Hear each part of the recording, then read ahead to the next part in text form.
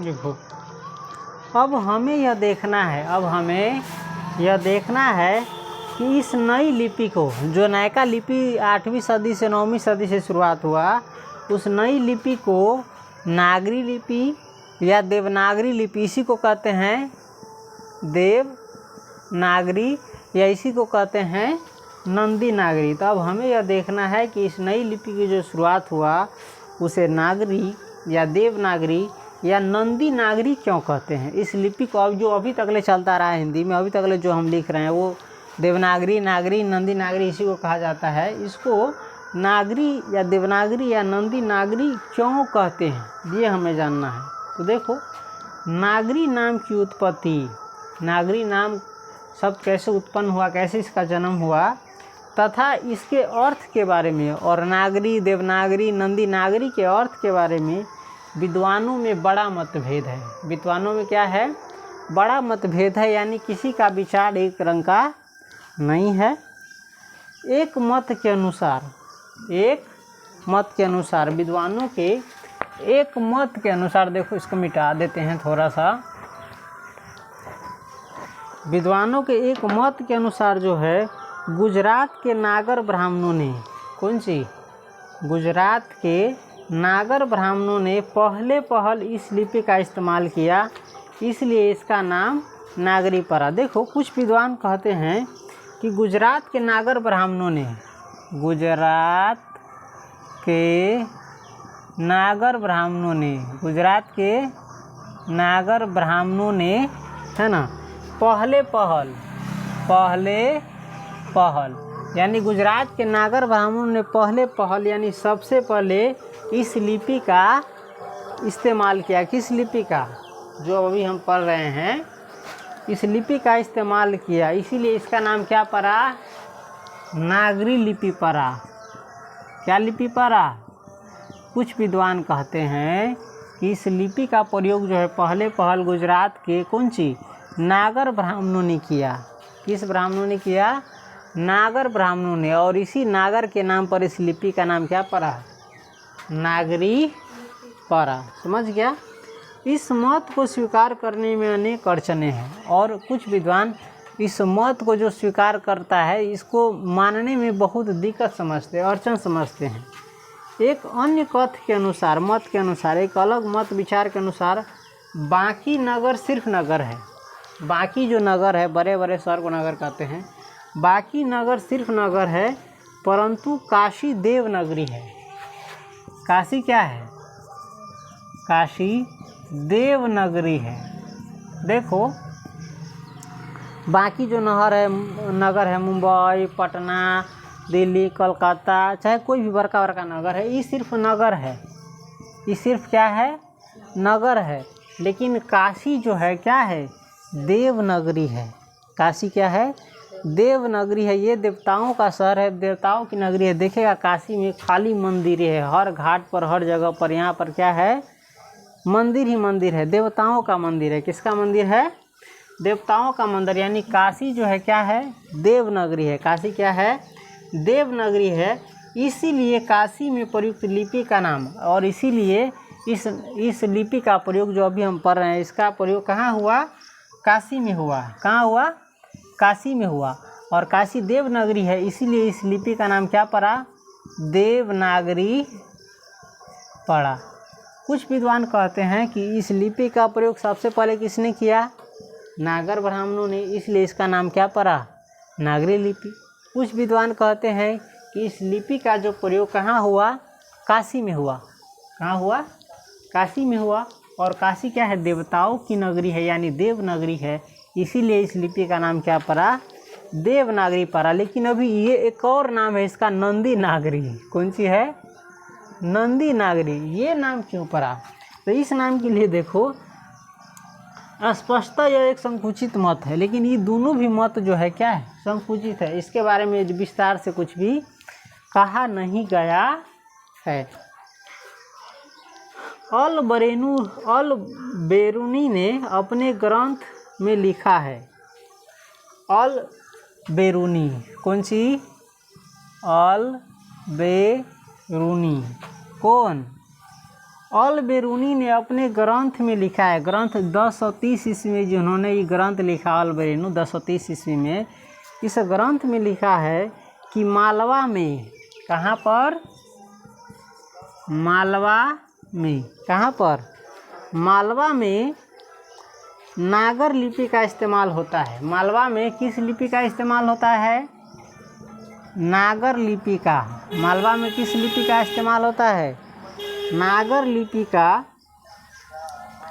यह स्पष्ट है कि 1000 के आसपास नागर या नागरी नाम अस्तित्व में आ चुका था। यह क्लियर है कि 1000 ईस्वी के आसपास, कितना ईस्वी के आसपास? 1000। अभी कितना चल रहा है? 2000 ईस्वी चल रहा है, 2026। तो कर अभी से लगभग 1000 वर्ष पहले, 1000 ईस्वी पर जो है के आसपास, इसी ईस्वी के आसपास, इसी समय के आसपास नागर या नागरी नाम, कौन सी? नागर या नागरी नाम किस में आ चुका था? अस्तित्व में आ चुका था, यानी ये नाम आ चुका था, है ना। दरअसल यह शब्द और भी कुछ पहले अस्तित्व में आ चुका था, और दरअसल बात ये है कि ये जो शब्द है इनसे भी कुछ पहले ही अस्तित्व में आ गया था। कौन सी? 8वीं से 9वीं सदी में ही। इतना निश्चित है कि यह नागरी शब्द किसी नगर अर्थात बड़े शहर से संबंधित है। और नगर नगर नगर नगर ये सभी लिपि में आ रहा है, सभी नाम में आ रहा है इनके। तो इतना निश्चित है, ये क्लियर है कि यह नागरी शब्द जो है, कौन शब्द? नागरी शब्द जो है, सब में नागरी लग रहा है ना, नंदी नागरी, सीधे नागरी, देवनागरी, सब में तो नागरी लग ही रहा है। तो इतना क्लियर है कि नागरी शब्द किसी नगर अर्थात बड़े शहर से संबंधित है। देखो, छोटका शहर को सिर्फ शहर कहते हैं, और जो बहुत बड़ा शहर रहता है उसको क्या कहते हैं? नगर कहते हैं। समझ गया? तो इतना क्लियर है कि नागरी शब्द किसी नगर अर्थात बड़े शहर से संबंधित है, यानी इसका नाम जो है किसी न किसी बड़ा शहर से क्या है? जुड़ा हुआ है। पादताडितकम नामक एक नाटक से जानकारी मिलती है। देखो, एक है पादताडितकम, पादताडितकम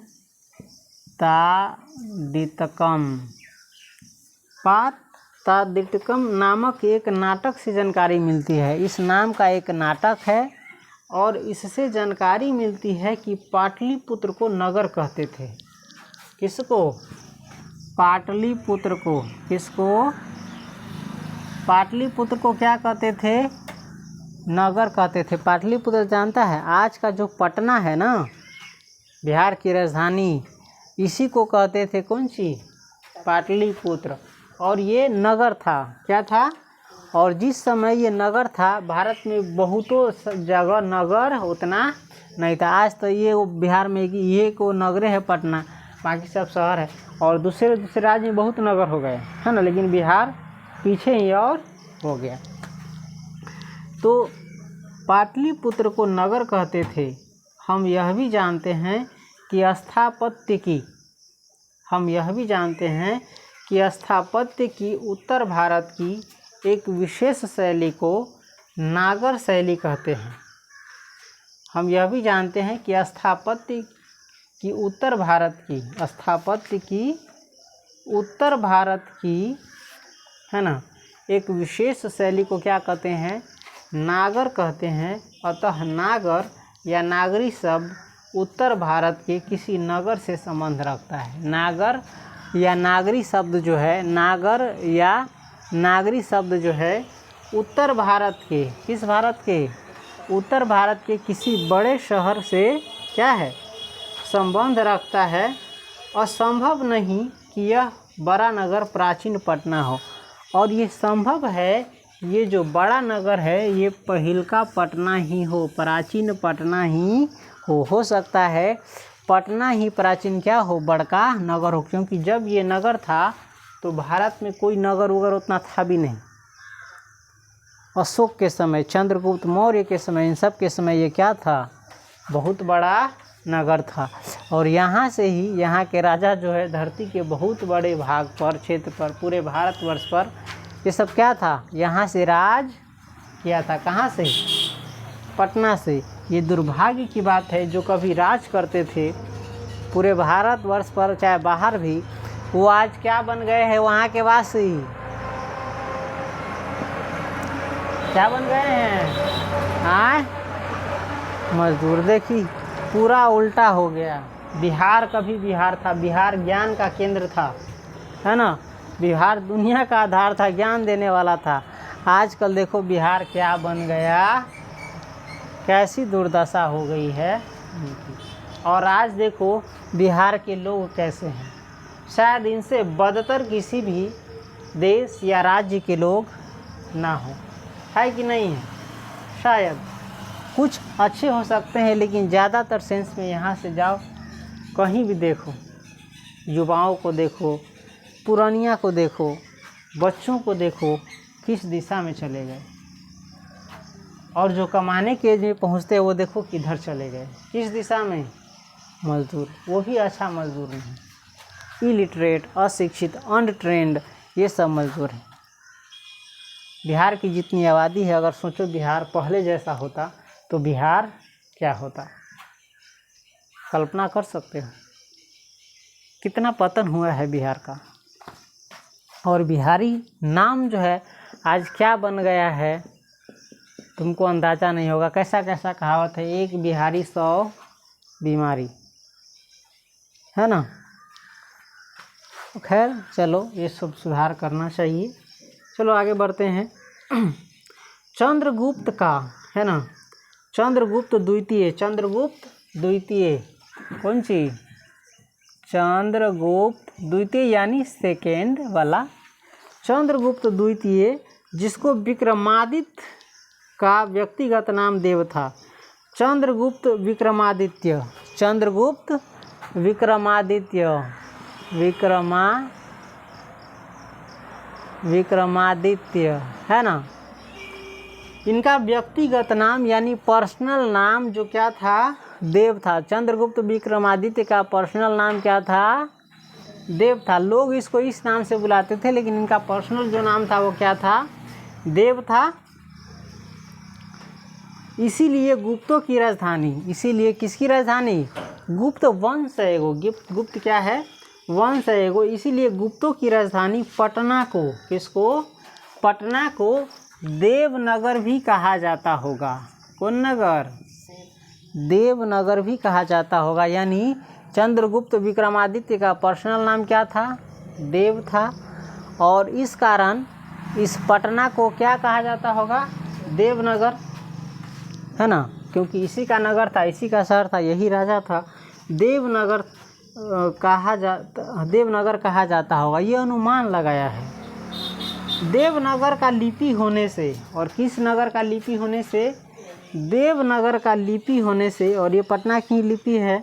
उत्तर भारत की प्रमुख लिपि को, देवनगर का लिपि होने से, पटना की लिपि होने से उत्तर भारत की प्रमुख लिपि को बाद में क्या कहा जाने लगा होगा? देवनागरी नाम दिया गया होगा। इसी देवनगर को, यहीं पर का लिपि था तो इसको क्या नाम दिया गया होगा?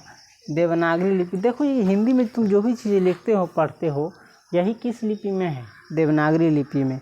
इसी को नागरी लिपि भी कहते हैं, इसी को देवनागरी लिपि भी कहते हैं। समझ गया? लेकिन यह सिर्फ एक मत हुआ। लेकिन ये सब जो है, नागरी नाम क्यों पड़ा, देवनागरी नाम क्यों पड़ा, ये एक मत है। क्या है? मत यानी विचार है, मत हुआ। हम सप्रमाण नहीं बता सकते कि देवनागरी नाम कैसे अस्तित्व में आया। हम यह प्रमाण के साथ, है ना, सबूत के साथ नहीं बता सकते हैं कि इसका नाम देवनागरी क्यों पड़ा, या नागरी क्यों पड़ा, या नंदी नागरी क्यों पड़ा। ईसा की 14वीं 15वीं सदी के, किसकी? ईसा की। अब ये सब मुख्य नाम सब याद रखना। इसका ऑब्जेक्टिव सब्जेक्टिव सब निकालना पड़ेगा। रहने दे, हैं? क्यों और पढ़ेगा?